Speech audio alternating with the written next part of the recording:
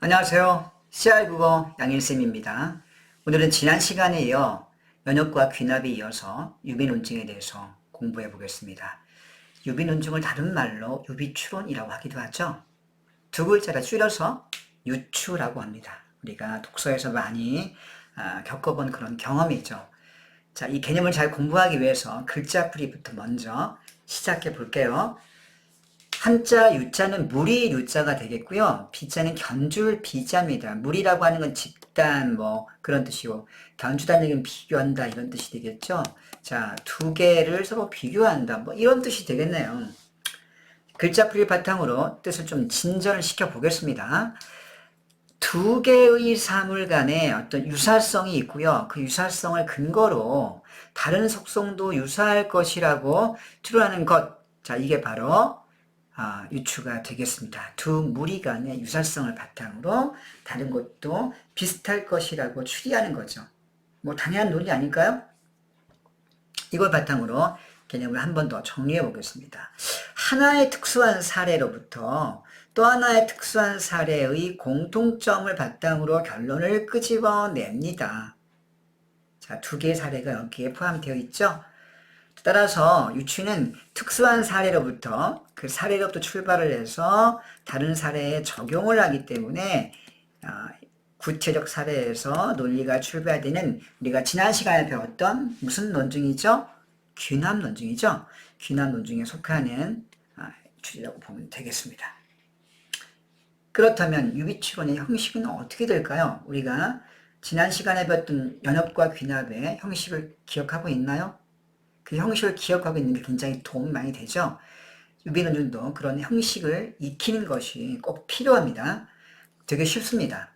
자, 하나의 사례가 이렇게 시작됩니다. X라는 사례가 A, B, C, D 이 5개의 속성을 가지고 있어요. 그런데 그와 다른 Y라는 대상 사물도 사례도 속성이 있는데 A, B, C, D 4개의 속성을 갖고 있습니다. 두 개의 속성 간에 어떤 공통점이 보입니까? 두 개의 사례는 A, B, C, D 4개의 속성을 공유하고 있네요.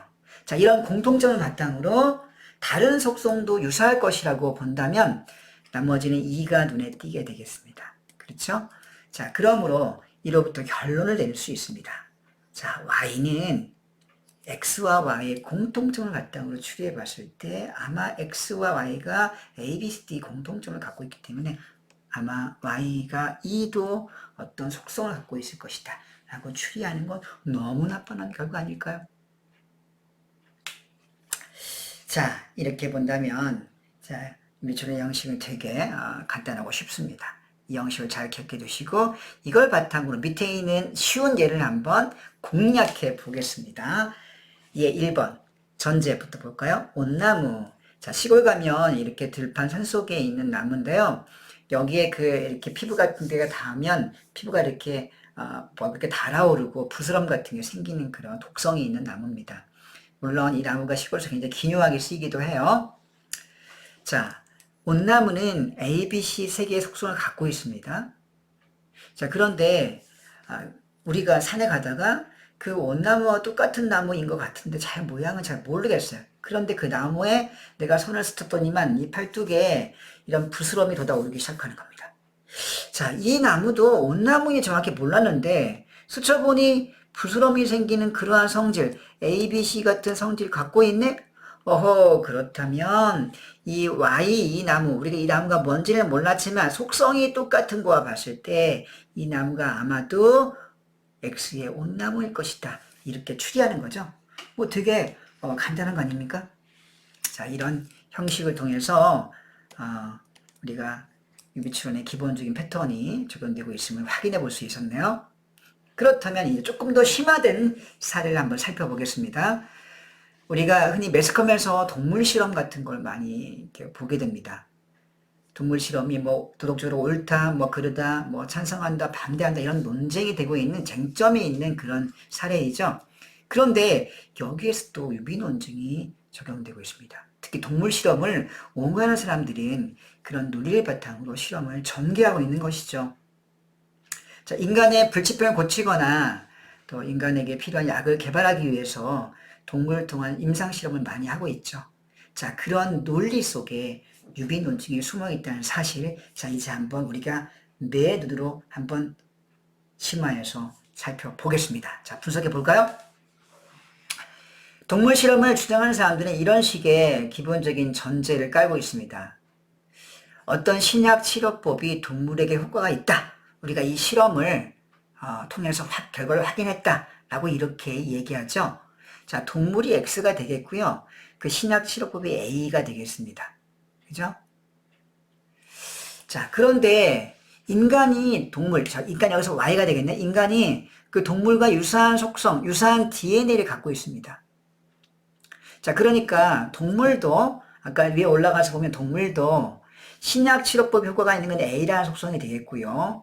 그 동물도 인간과 유사한 DNA B를 가지고 있습니다. 그러니까 동물은 신약 치료법도 통하고 인간과 유사한 DNA를 갖고 있다는 점 속성, 이 두 가지 A, B 속성을 갖고 있는 거죠.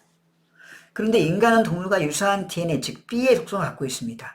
여러분, 그렇다면 두 개의 문장의 유사성을 한번 서로 추적을 해보세요. 두 개의 사례 간에. 인간과 동물은 유사한 DNA를 갖고 있는데 동물에게 신약치료법이라는 이 치료법이 효과가 있으니 속성으로 확인되었습니다. 여러분, 그렇다면 당연한 결과 아닐까요?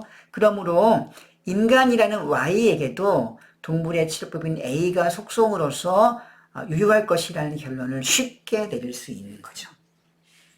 그죠? 자, 도식화 한번 시켜볼까요? 동물이란 X에게 인간과 똑같은 DNA B를 가지고 있고 동시에 신약치료법 A가 통했다. 이런 얘기 아닙니까? 자, 그런데 인간에게 Y가 동물과 똑같은 DNA B를 가지고 있는데 과연 신약치료법 A가 통할까? 뭐 이런 질문을 내리고 있는 거 아닙니까? 그죠? 그렇다고 한다면 결론적으로 Y도 뭐가 똑같이 B의 유사성을 갖고 있을 것이므로 A도 유사할 것이라고 추리하는 건 너무나 뻔한 거 아닐까요? 자, 이렇게 도식화 시켜볼 수 있겠네요. 되게 쉬운 논리입니다. 자, 그렇다면 자, 이와 같은 유비 논증을 좀 더 심화된, 좀 더 고급화된 지식에 한번 적용해 보겠습니다. 여러분들 어려워하지 마시고 쌤에 따라서 한번 가볼까요? 그 유명한 시계공 우주창조론이라는 그런 논리가 있습니다. 이게 무슨 얘기냐면요. 말은 좀 복잡해 보이는데 쌤이 아마 밑에 있는 문장 읽어준다면 여러분들이 쉽게 그거 들어본 적 있어 라고 금방 머리에 떠올릴 거예요. 이렇게 시작합니다. 전제 1. 시계가 매우 복잡하고 정교하고 놀라운 기계성, 규칙성을 가지고 있죠. 따라서 그 시계는 누군가 지성을 가진 기술자가 어떤 놀라운 기술을 가진 뛰어난 능력 가진 기술자가 분명히 그걸 설계해서 만들었을 것입니다.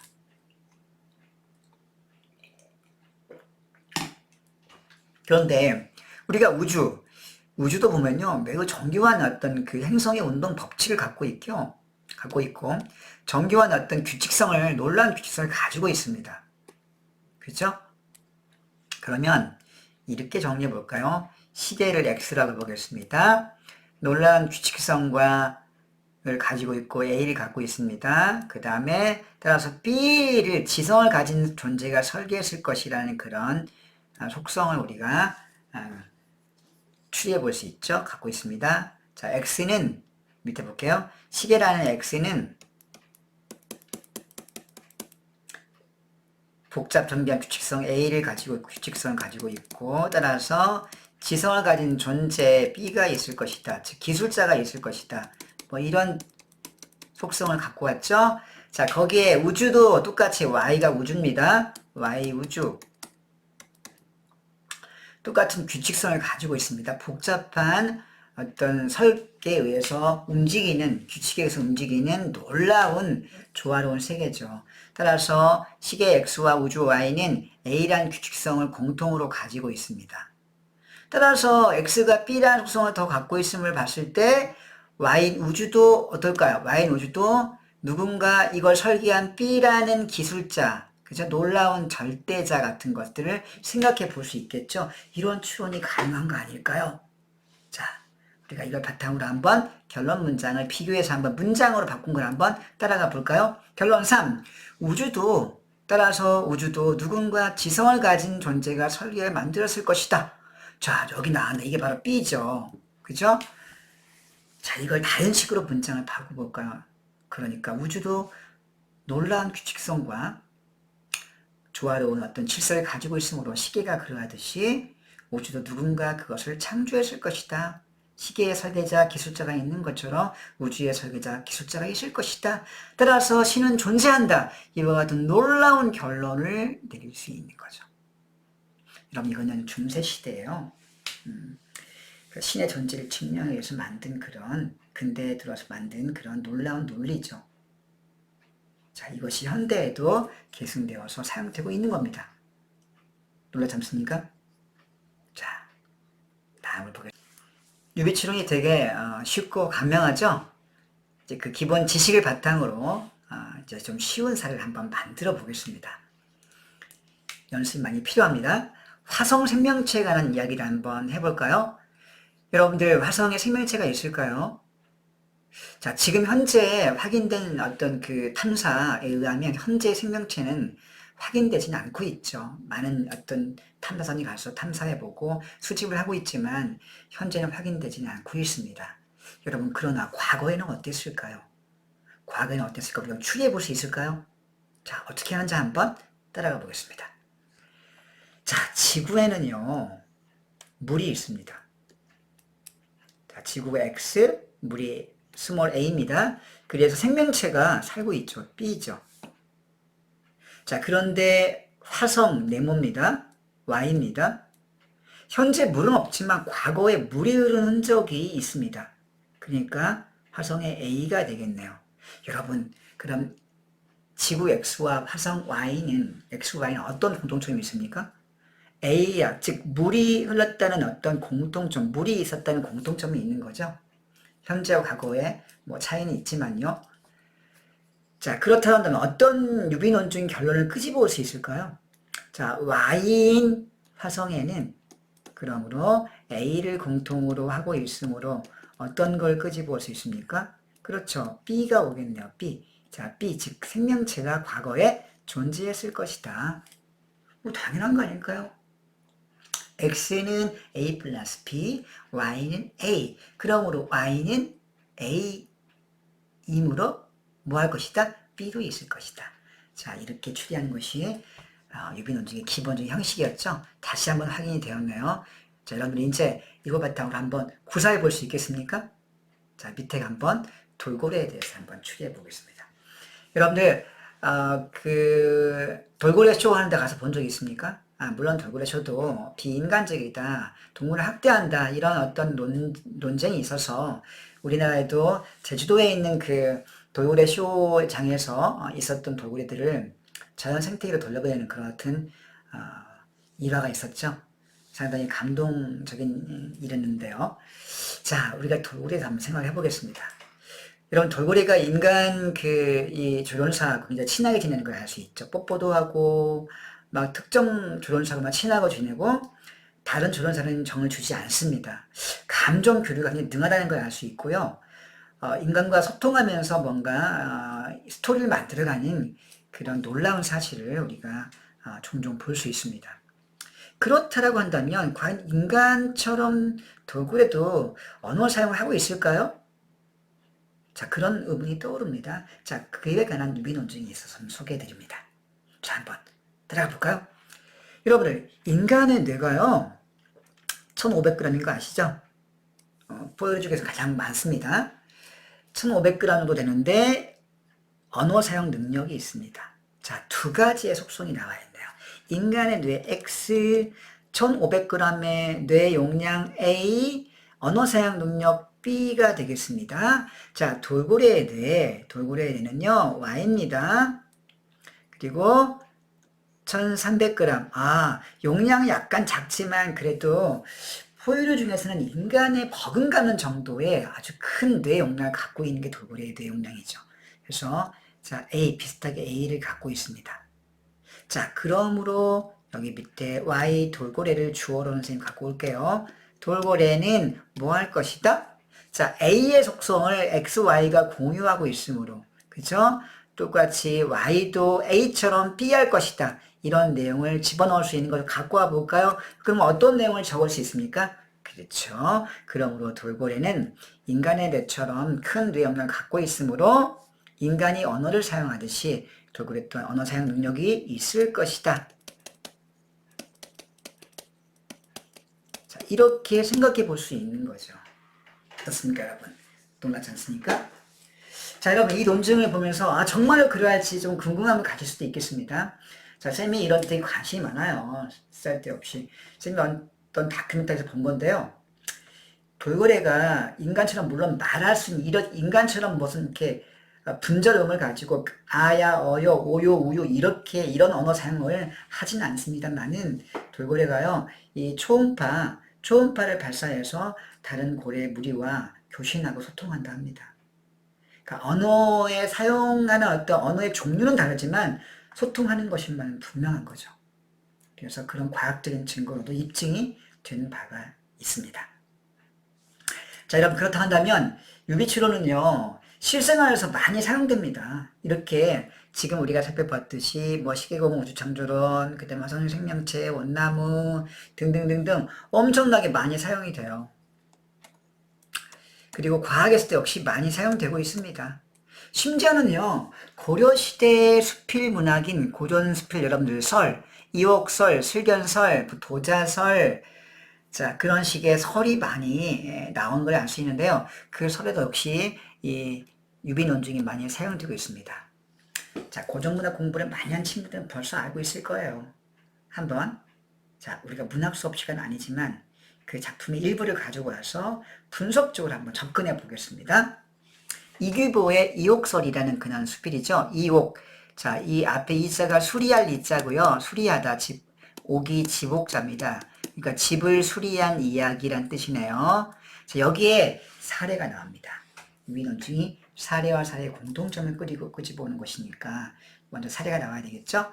자, 필자 유기보가 집에 행랑채가 있는데 비가 새는 것을 알고 있었는데 장마 때, 자, 그때 알고도 망설이다가 고치지 않고 그만 그 시기를 놓쳐버리죠.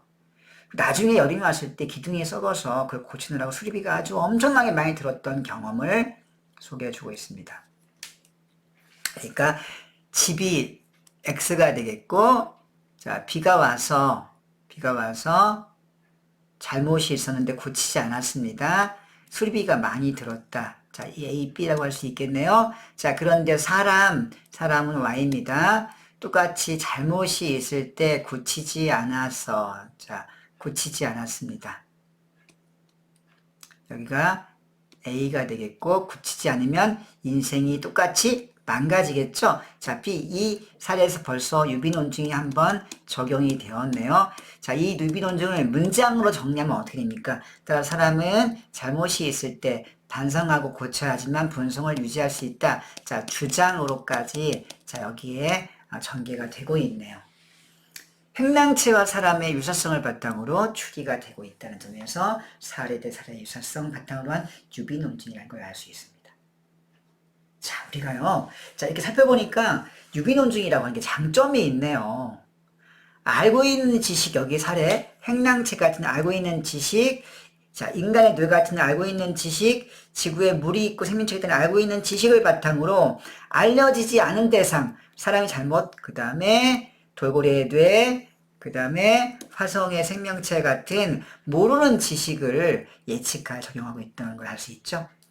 따라서 어떻습니까? 지식의 확장, 지식의 적용이 쉽게 된다고 하는 것을 알 수 있습니다. 지식의 확장과 적용이 쉽다 하는 거죠. 자, 이게 바로 유비논증의 특징이 되겠습니다. 자, 여러분, 그렇다고 한다면 유비논증은 장점만 있을까요? 그렇지 않겠죠? 자, 어떤 단점이 있을지 한번 머리를 집중해서 한번 굴려보세요. 자, 다음 보겠습니다. 자, 우리가 한길 보기 이전에요. 그것을 한번 탐구해 보기 위해서 이규보의 또 다른 설을 한번 가지고 왔습니다. 여러분, 슬견설이라는 작품 혹시 배운 적 있습니까? 여러분은 이 작품을 알고 있다면 여러분은 승자예요. 아직 모르고 있다면 지금 공부해서 듣지 않았습니다. 여러분 슬퍼하지 마시고 쌤을 잘 따라보세요. 자, 슬견설 이게 이입니다. 이. 자, 우리 그 몸에 그 피를 빨아먹는 그 나쁜 이 해충의 이를 가리킵니다. 그리고 견자는 다 알다시피 개견자입니다. 개견. 자, 이와 개에 관한 이야기가 되겠습니다. 이 이야기는요, 어떤 그 손님이 필자 이규보에게 와서 얘기를 건네는 것으로 시작합니다. 어떤 손님이 와서 필자에게 이렇게 말을 해요. 제가요, 개를 몽둥이로 쳐서 죽인 다음에 그걸 잡아먹는 걸 본 적이 있는데, 너무 끔찍하고 개가 불쌍해서, 그거를 보면서 앞으로는 개와 돼지고기를 절대 먹지 않겠느라고 제가 다짐을 했어요. 어떻습니까? 상당히, 뭐라 그럴까요? 배려심이 있고, 동물을 아끼는 그런 예쁜 심성의 손님이네요. 그런데요, 웃기는 건요. 이에 대해서 필장 이규보가 이렇게 답을 합니다. 소녀를 칭찬해 주는 것이 아니라 뜬간지같이 이렇게 얘기해요.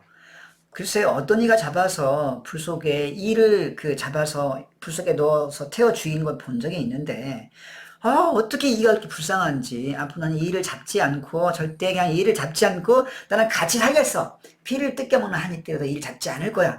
라고 이렇게 얘기를 하는 거예요, 글쎄.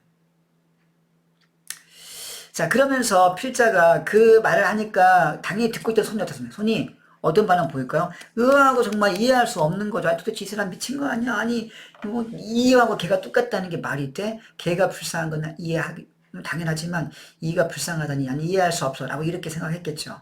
자, 이렇게 이 손이 불만을 터뜨리자 그때 필자가 손에게 한마디 이렇게 강조합니다.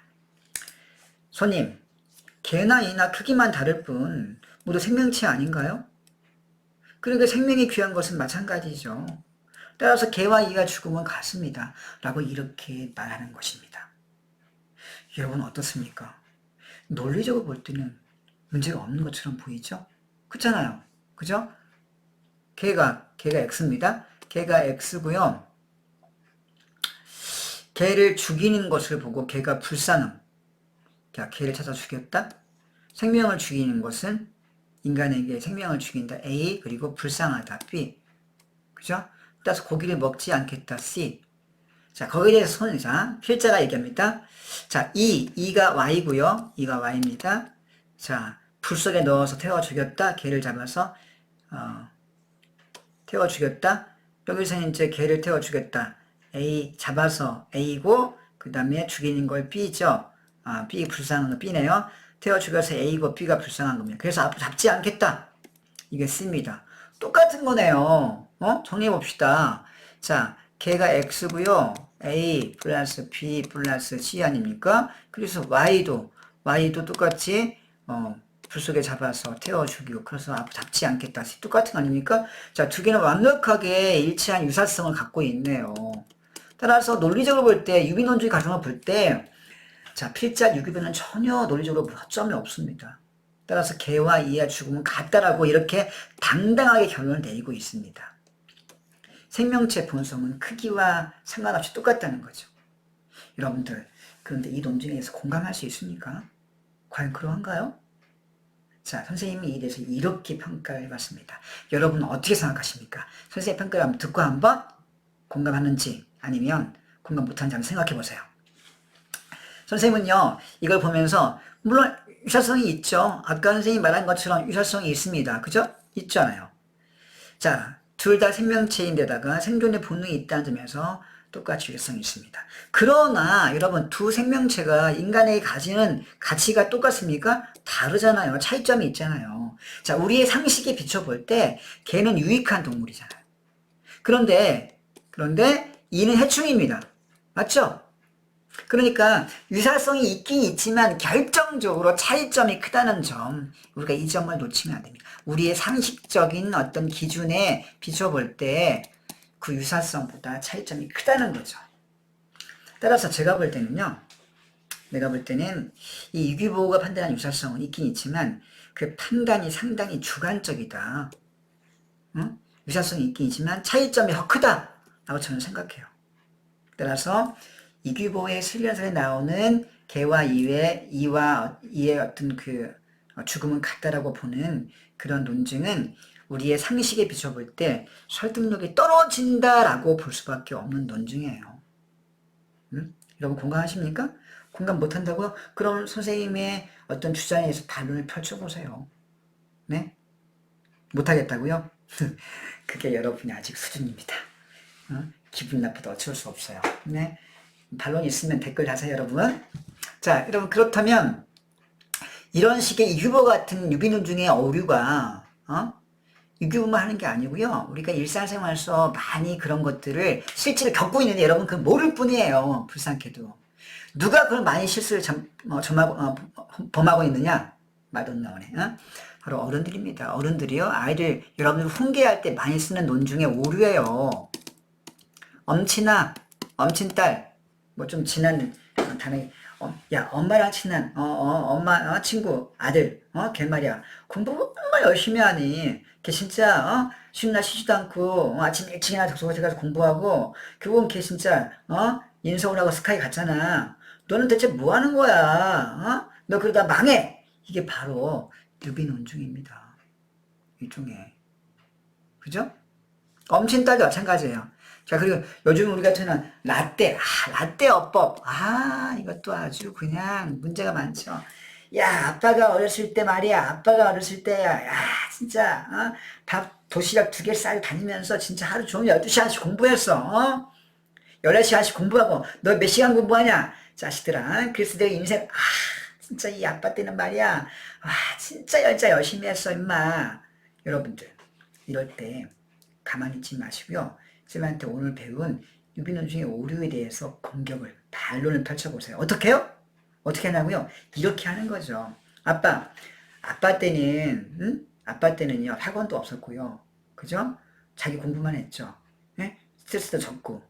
지금 시대가 바뀌었어요. 얼마나 유혹이 많습니까? 먹을 것도 많고, 핸드폰도 많고, 정말 우리 피곤하잖아요. 학원도 가야 되고. 이런 피곤한 환경 가운데서 아빠처럼 똑같이 공부할 수 있습니까?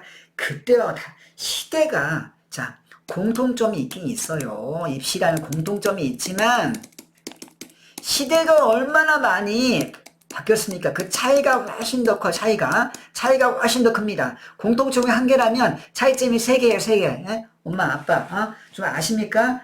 자, 엄마, 아빠 지금, 그때와 지금은 너무 달라졌어요. 그 차이점을 모르고 강하신다면 그건 논리적 오류입니다.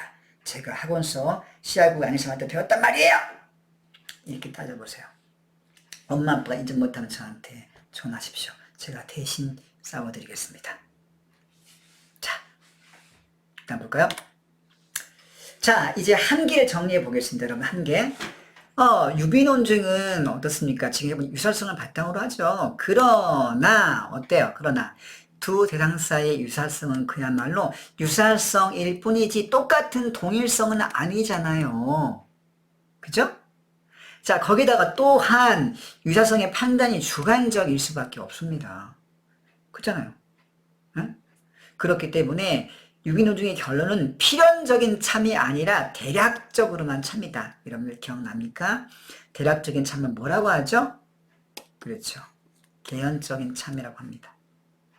응? 따라서 유비논증은 일반적인 귀남 논증보다 더 약한 논증이에요.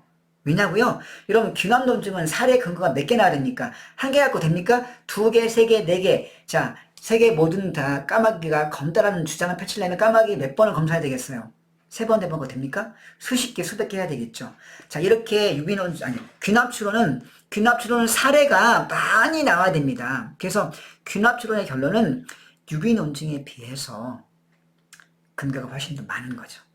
따라서 귀납논증은 사례가 많은 거에 비해 높은 개연성이 있는 반면에 그러나 유비논증은 전제 사례가 하나밖에 없기 때문에요.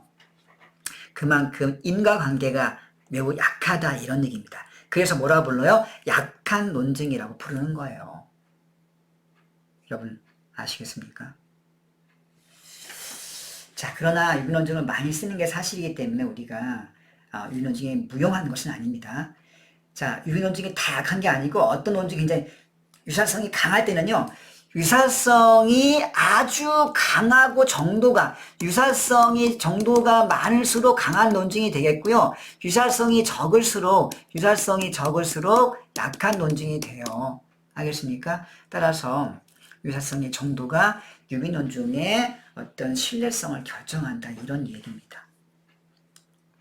여러분들이 유비 논증을 펼치려면 유사성을 깊이 고민할 수 있을 때, 그걸 입증할 수 있을 때 그 논증에 생명력을 얻고 설득력이 있을 수 있다라는 사실을 잊지 마시기 바랍니다.